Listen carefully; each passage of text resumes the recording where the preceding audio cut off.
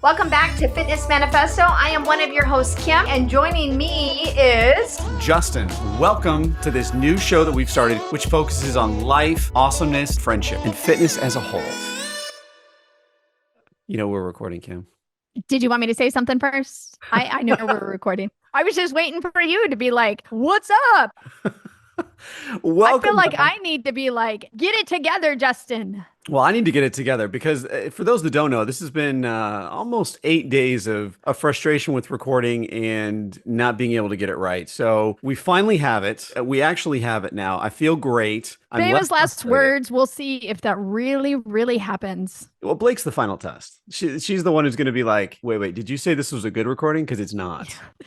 Oh my gosh, Blake, please say this is a good recording because like he's lost it today. You should have seen me. I mean, I was running up and down our hallway here trying to figure everything out. We had to pour. Kim is sitting in my dining room right now. I am isolated, and then Justin about tripped like through the door. Well, let's be fair. I hit the mat we have right there, and I actually did hit the door, but I just didn't go through it. You did, and he like messed with the blinds and everything. Thank God for plantation shutters, because otherwise I would have been in the pool. Well, I mean, maybe it would have cooled you down. It would have been okay. It's weird. It is. I got to just tell you here before we dive into this weather is like crazy weird because it was hot and dry 2 days ago. And then all of a sudden it went to like 95 and like 100% humidity again, like it was summer. What Yes, the heck? it was so hot. It's weird. But did you see what the temperature is supposed to be next week? I saw we had lows like in the low 50s, right? Which is like, No, again, crazy. 40s. Again, insane. That's not normal for us either. Like, what is happening here? Well, no, I feel like last year at this, no, I take that back. Last year we were probably in the 50s, maybe low, but All right. I don't know. I mean, I'll take it, Justin. I'll take it. My husband says it's stupid, which I'm sure you would agree with, but I'll take it. I don't think it's stupid. It's just one of those things, you know, I'm a warm-bodied person. Like I had one of my employees that worked for me before named I don't know. and he was Hispanic and he was so funny. He's like, you know, I sent him up to Boston to work for a while and he came back and he's like, I'm a tropical people. Why did you send me there? Oh my gosh, was he an ice cube? He was his first year there, I think was 2015 or something like that. And Boston had like its worst snowstorm in like 20 years. And so he had a bottom unit and a garage. And he literally was like stuck in his garage for a week almost because the snow, like the embankment kept piling up against it. He didn't know what to do. He's like, what do I do? I'm like, I don't know. I've never lived in Boston. He could talk to someone there. I don't know. How terrible did you feel for that? Well, I mean, Or did you find humor in it? please, of course I laughed a little bit. I'm like, because if you knew, I don't know. I mean, the kid grew up in Southern Arizona his whole life. His parents are from like Southern Mexico. I mean, this guy's got very, very thin blood. Not that I'm any better, but to send him to Boston, and I think he moved there, I think it was November. So this snowstorm hit in like December, January, and he had a whole nother year there. It was like, welcome to Boston right there. He had his own Boston Tea Party. Yes. What a great boss you are. Sometimes. Here, you get to move up there during wintertime and oh, it only gets worse. So good luck. And enjoy, have fun, and scene. Just make a snowman. He did one time. We had a group meeting virtually, and he drew in the sand outside or in the snow outside of his window. "F you, Justin." Yes. Went to him. You could see this huge, his whole embankment outside his window because he had a bottom story, so it was perfect. You could just see "F you, Justin" because it was through his window. It was fantastic. So That is, did you get a picture of that? I can ask him if he has it. I'm sure he does. I'm sure he does too. And he will remember that day or that year for all of his life. 100%. He's one of those guys we should probably actually have on the show, not for health or fitness because he's not really either of those, but just for some of those stories that, you know, of those times because I forget some of them. And because he lived them so closely, like the only other one I was going to say real briefly here is like we had another employee of ours that worked in Atlanta. And that same year it was like this really cold front that moved up that coast. And this guy was from Peru and his name was I don't know. And he was so funny because we were sitting at dinner one time. He walks outside and he comes back in and looks at us and goes, I'm not going back out. Was it blizzarding? Yes. And he goes, I've never driven in snow. I don't know what to do. I'm just going to stay here. I'm like, well, you can't camp here. Like, this is a restaurant. You like, we'll drive you home. He's like, have you ever driven in snow? I'm like, no. And he's like, well, I'm staying here. So he talked to them and he was able to stay until they closed at 11 something. We left. Oh, that's the worst time to drive. There were a lot of things wrong with this here, right? Okay. None of this is right, Kim. This is just idiocracy at its best. The poor guy stayed till 11, and then we had a meeting, I think, at like 6:30 the next morning. And he shows up and he Ubered there or taxied, I can't remember. Anyways, and he shows up in the morning and he's like, "You guys left me." We're like, "We didn't leave you. We offered to drive you home." So he didn't have a vehicle there. No, he left his vehicle there. That's the whole thing. Long story short, he ended up like staying till like 11, whatever. And then the owner or the manager, whatever was there, felt bad for him. She drove him back to the hotel. The next morning, he slept in. We texted him and offered to drive him to get it, and he missed it. So, anyways, that's where we ended up. He was just terrified to drive in snow. It was weird. Yeah. Like, I mean, not that I'm an expert by any means, but I was like, listen, I'm not spending my night in this restaurant here. And especially because it's How uncomfortable. Yeah, it'd be horrible. And plus, it's not your place, Like, Right. I mean, I don't want to put my head where everyone else puts their butts. Yeah. Ew, gross. Now that you put it that way. Ew. What do you think the seat is? Well, yeah, but I didn't know if they had I don't think I'd want to lay on public couches anyway. No, doesn't sound good, does it? That was a bad decision on his half. Absolutely. And I think let's play with that a little bit here for a second as we get started today. Wait, we're not started already? Wait, have we? What? Oh, crap. I thought this was I thought we were wheels rolling right here. And now we are. Okay, good. Good. I feel much better. So, Kim, how are you? Great. I don't know, Justin. By the way, you've been acting this morning on your terror. I mean, I feel like you need to go to your happy place. I'm getting to my happy place. It is funny because we started on one computer and then got echoing, and then I found out what the issue was. But by the time I did that, we had to set up another computer. He already isolated me to the living room, but I have lots of things to look at. See? Pictures. There's lots of pictures to look at that I have not seen. And lots of Halloween decorations, guys. They're really awesome. His wife is phenomenal. Thank you. Kelly will appreciate that. It's funny because it's like, for us, it's like the Christmas and Halloween. I have to put rules in place because if it was like September 1st, they would be up. That is, if you need a full 2 months of Halloween, and then the minute November 1st hits, it is Christmas in this house. Oh my gosh. I mean, they already have a Christmas tree up in their hallway. I will tell you that. Well, hang on. It's Bud. Did you see it? It's a black Christmas tree. It is a Christmas tree. It's a Halloween tree. The best part is it's a Christmas tree. All right, fair enough. The best part is Kelly put it out 2 weeks ago, I guess now. Our youngest son, Jackson, literally picked up all the ornaments, and I think he broke every one of them by dropping them because they all make sounds. So it's the little things, Justin. It always is. It always is, Kim. So it's been a hot minute since we've recorded. I'm excited to be back. I know, because last week, I will tell y'all, Justin couldn't get it together and he couldn't, I don't know. I was just beyond flustered because we had recorded, and I record all the time, and I could not figure it out. And I finally figured it out because my wife is just starting her own podcast as well. And so she records with this woman named, I don't know. And when they do it, it's a completely different setting. And unfortunately, anyways, we figured it out. Another long story short. So one of the things that we're going to be doing today is, after this, we're going to be recording some funny bleep noises, like to cover up, like if we say someone's name or if we mention a place or whatever. And I think that needs to be one of mine for sure. Yes, I would agree. Or hold on a second. I don't know. I'm not for sure what I should hold on to or how many seconds I should be holding on for, but it should be a lot. Or hang on. And then there's just a long pause and I never come back. Yeah, no, he was like gone in space in his own little world. It's true. It is true. So speaking of like bad decisions, right? I think one of the things that would be fun to talk about today is decisions that my clients this week, it's been like a weird theme for me, right? So a lot of them have full moon week. Is that what it is? Mm-hmm. Yeah. Did you not see that full moon a couple weeks ago or a couple days ago? It was massive and it was beautiful. And that's exactly what it is. It's a full moon week. So we talked about this already. Well, I know, but it's interesting because Blake was talking about like Mercury in retrograde. I think we talked about that on here. And now the full moon, I think it's all a confluence of just things coming together, right? Yep. Full moon week, it all changes. It does. It's weird. And so one of the things that kept coming up was like people were like second guessing themselves this week a lot. I don't know. I think you were doing that all morning. I think I still am. Yeah, I think you are too.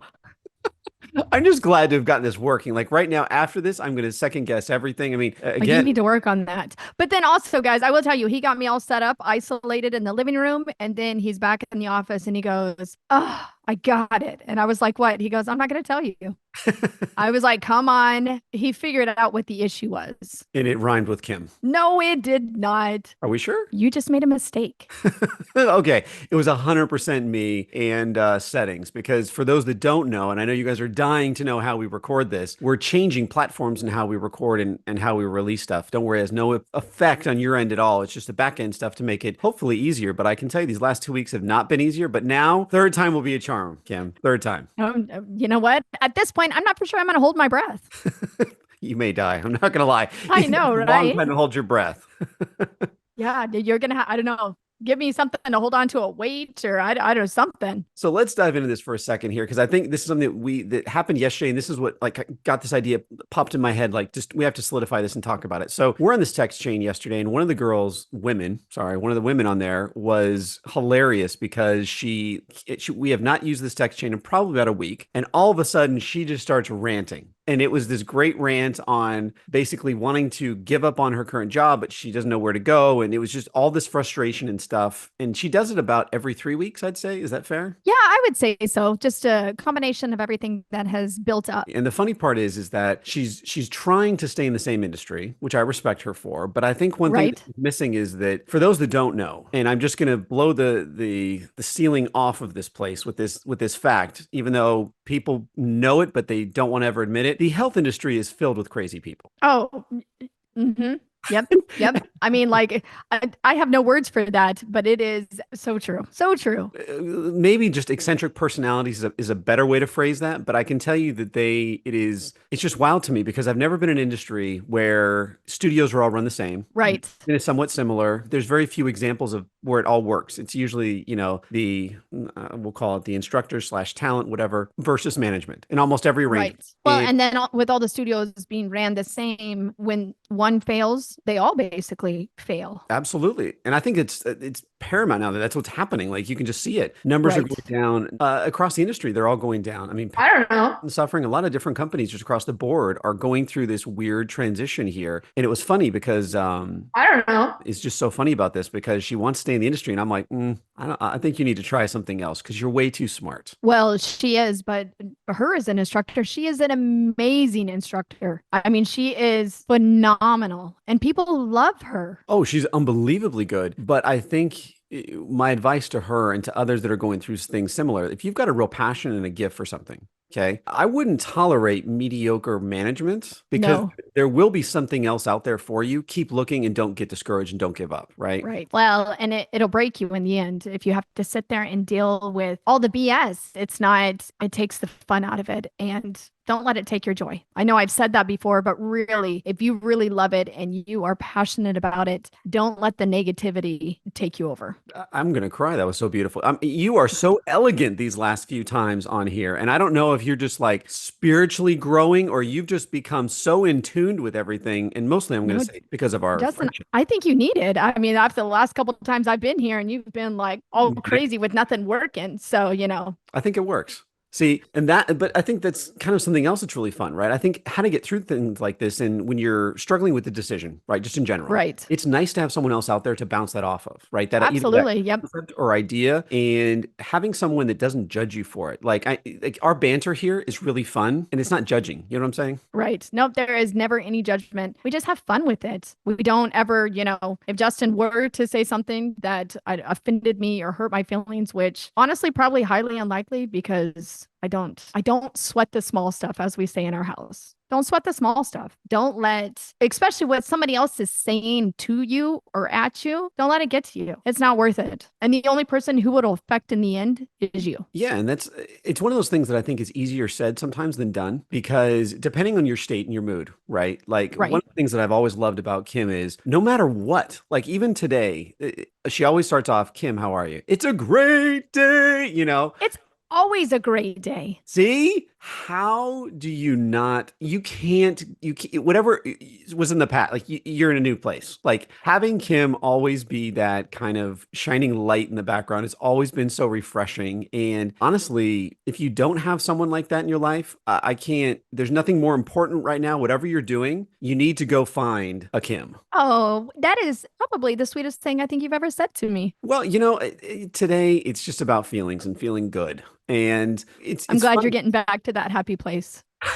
I never left the happy place. I just left it's one of those things that's so funny, especially with technology. And I think that, every generation has their thing because like my parents, they still get frustrated with remotes, right? Like that was their technology that they would get frustrated with. I think for me, I'm kind of that computer guy where it's like, it worked. Why doesn't it work now? Like I didn't do anything. I didn't touch anything. Why is this not working? And you got to do this. He was not that computer guy this morning. It was more rampaging through hitting buttons and going, why isn't this working? And then looking at all the settings. And again, but this worked just the other day. Why is it not now? I don't understand. I kept hearing, I don't understand.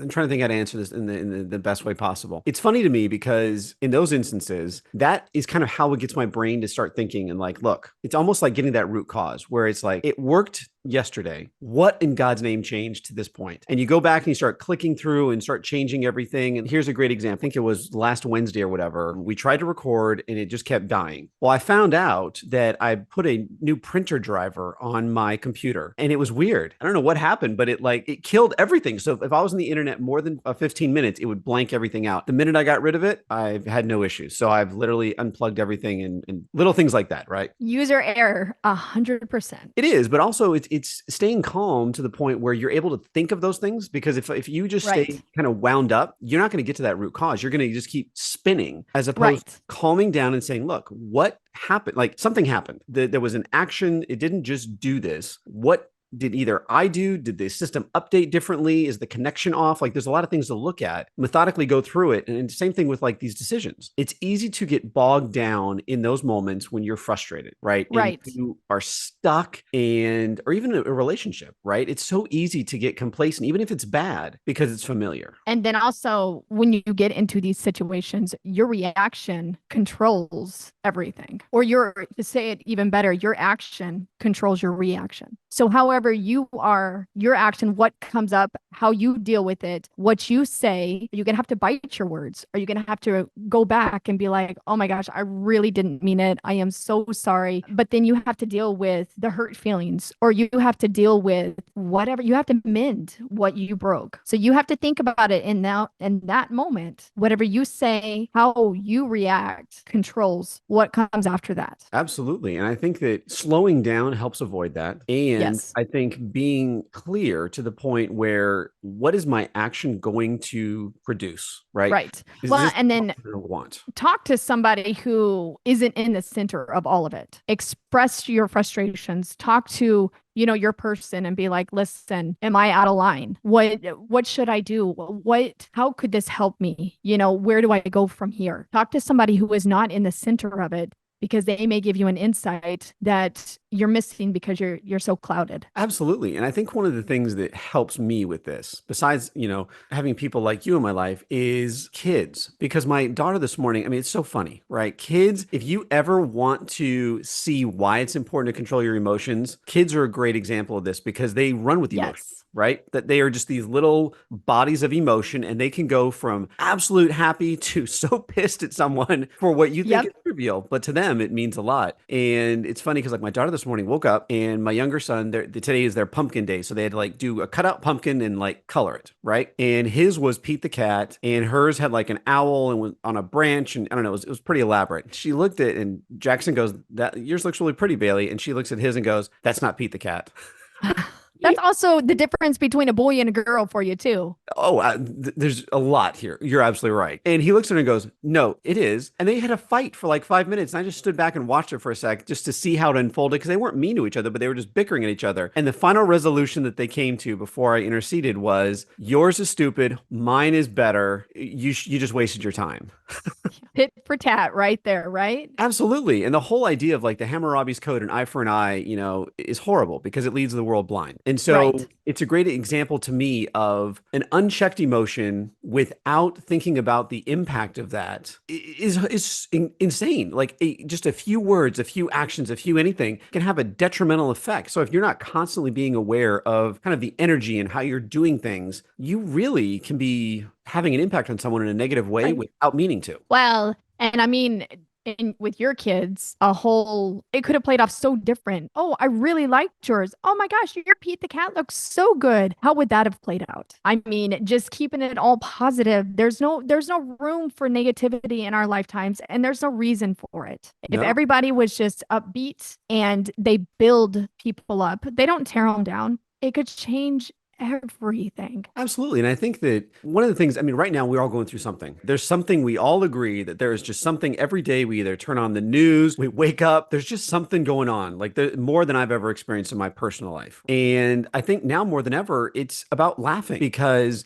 like, one of the things I've really realized is we're all connected more than we ever Right. thought we were. And so when you're around people that are negative, I've always known that it plays off you. I coach to this, all this kind of stuff. But when you experience it day in, day out, and you kind of take that 5,000-foot view and kind of watch it happening, it's incredible because It is. it's like a little disease. But then the instant cure is laughter, always. Yep. Well, and just think about it. If you're in a room and everybody is negative and everybody is angry and upset, and then you add in somebody who is smiling and how are you, talking to people, very kind and just checking in on people, give it a little bit. That room will switch. Will there be, a couple sour apples? Absolutely, there will be. But that is their own personal choice to remain that way and not to be happy and not to find the joy in it and find the happiness in it. And honestly, a simple smile changes everything. Absolutely. And I think also accepting that we're human. We're going Right. to mess up. We're going to say stupid stuff. Like we're going to sometimes say things that we don't mean. And sometimes we may say something that is controversial without us even knowing it. And so give each other kind of that benefit of the doubt and not go in with, oh, you're an idiot. Right. Yeah, no, I agree. We are human.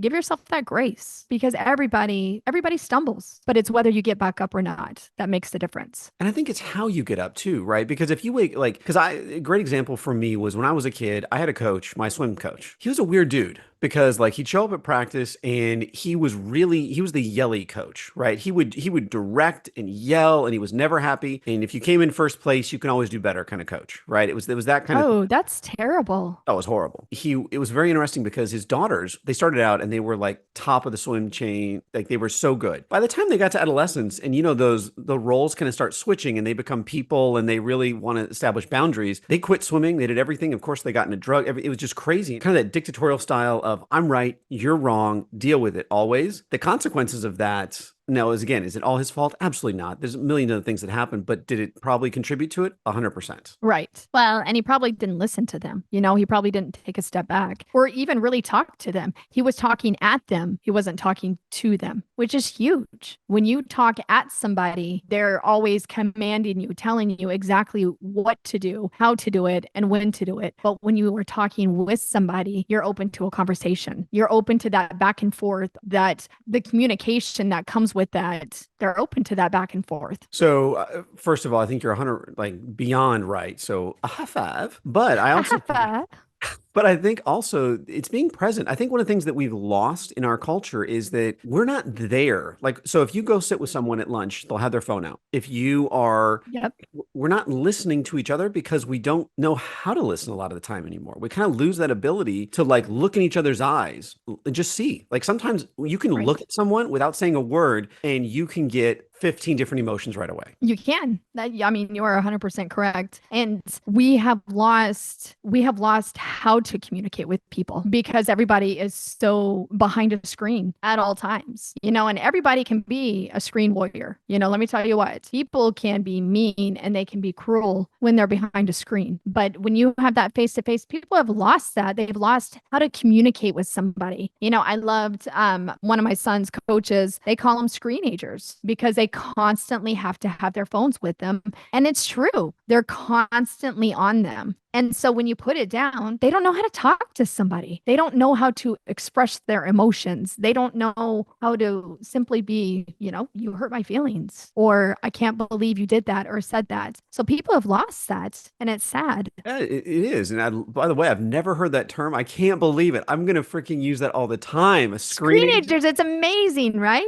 Oh my God, that is so perfect. It is. It nails it. I'm upset I didn't come up with it. I like to be witty like that, and I'm bummed, but I'm glad someone else was creative enough to do that. And I think not just so screens have done it too, but I think we've also lost, maybe not lost, but we struggle with the ability to be open with each other a lot of the time, right? Right. To actually share our feelings, because one of the things that one of my clients, it was very interesting the other day. He's German, so he kind of closed off already. Trust me, I've got many German relatives, so I'm familiar with this. And it was very funny because he started actually opening up because he was worried about this decision he made about his business. And he was feeling that because of everything going on in the world, he wasn't sure where things were going, and he got very nervous about it. So we did this whole exercise in terms of like, just don't bottle this crap up. Let's get it out and Right. let's jot it down. Let's figure out what the theme is here. And the end of the day was he was just scared, right? The theme was that he was scared, and it wasn't anything based on reality or facts or anything else. It was just fear. And so we spent the next hour going over how to get through that fear phase, right? To get past your fear and just get down to what you need to get doing and get back to it. When afterwards, it was so funny because he's like, just the release he had, he's like, I've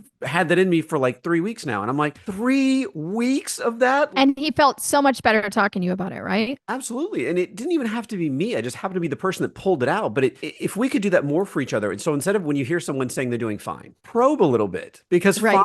fine is not fine. Fine is what we use to say, I actually am crappy, but I'm going to use the word fine because that's what I'm supposed to say. Right, right. And that's the response that they're, a lot of people are looking for, in this day and age. And I don't know why everybody's scared to hurt somebody's feelings, by just honestly just having a conversation with them. Well, if you were to open up and actually have a conversation, if somebody said, "Oh, I'm fine. Oh, how was your day? Are you having a great day?" It's how is the weather? Are you loving it? Keep that conversation going. And they'll see that and they'll open up. It just changes everything. It totally does. And I'm going to circle back here for a sec to something that I know we can both relate to. And I think a great example of this, like, because I know you've seen it too, right? When you are in a gym or you're at a cycling place or you're in a group activity and you come in and something is bothering you and you're frustrated, whatever, and you feel the energy of the room around you that's different than yours. You can watch. I mean, it is a great social experiment to watch people physically change. So they'll walk in and be kind of mopey. My favorite is the early morning crew, right? When they'll tell you, I'm not a morning person. And then they show up and they're kind of groggy. And by the end of it, they are just wired and happy and they're ready to crush their day. And so if you need any social proof of the fact that not only are we connected, but the power of a positive attitude and the inclination that you're not alone will change everything. The power of movement. It does.